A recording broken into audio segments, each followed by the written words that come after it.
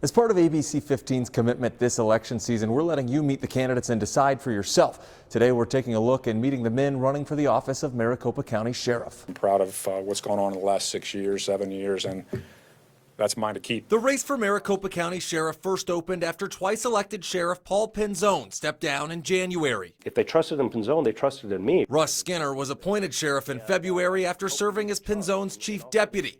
Skinner was a Republican, but then changed his party affiliation to become a Democrat, since Pinzone's replacement had to come from the same party. Is that just not another politician making a move to grab some power? Yeah, and it wasn't for me. I mean, the day after he decided, A, he wasn't running, and B, he was leaving in January, I needed to at least line myself to be a viable candidate for that.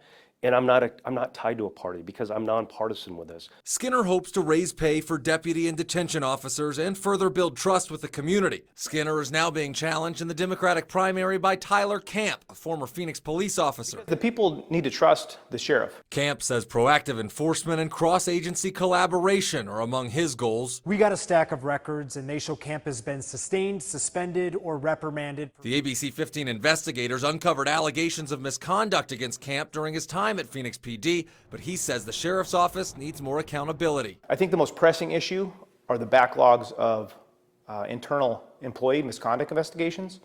And this continues to fracture trust with the community, and it fractures morale within the organization. In the GOP primary, 3 candidates are vying for the nomination. In my 35 years, I've never seen systemic racism in a police department in Arizona. Frank Milstead is the former Mesa police chief and DPS director. He says border security, establishing a citizen review board, and hiring will be among his priorities. There are over 600 corrections or detention officers short, which puts everybody in the system in danger. And I don't care what side of the bars you're on, you're in danger. It's a safety issue. A lawsuit obtained by the ABC 15 investigators show Milstead is currently being sued for defamation. I told you guys when I first got arrested I didn't do it. By a man who was cleared of the 2015 I-10 freeway shootings while Milstead was DPS director. Mike Crawford is an Air Force veteran and served with the Glendale Police Department for more than 2 decades, who wants more deputies on the streets. We're going to get rid of the Velcro and get them out of those chairs and get them out in the field so they know what the issues are and they can address them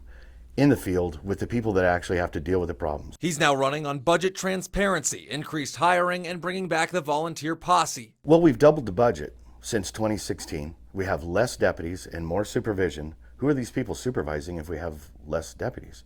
There's a lot of money that I'm not sure where it's been allocated. Former MCSO Chief Deputy Jerry Sheridan was the Republican nominee in 2020, losing to Pinzone. Sheridan's campaign didn't respond to our interview request, but he's running on a platform aimed at ending drug smuggling and bringing back his former boss Joe Arpaio's Tent City outdoor jail. Perhaps the most pressing issue for whoever is elected will be compliance with the Melendrez court orders. Federal judge ordered oversight and changes required after discriminatory practices used under former Sheriff Arpaio targeting Latinos. The oversight is now more than a decade old, with millions allocated each year for oversight. All the candidates say they're hopeful they can end that oversight. Fort Hatchett, ABC 15, Arizona.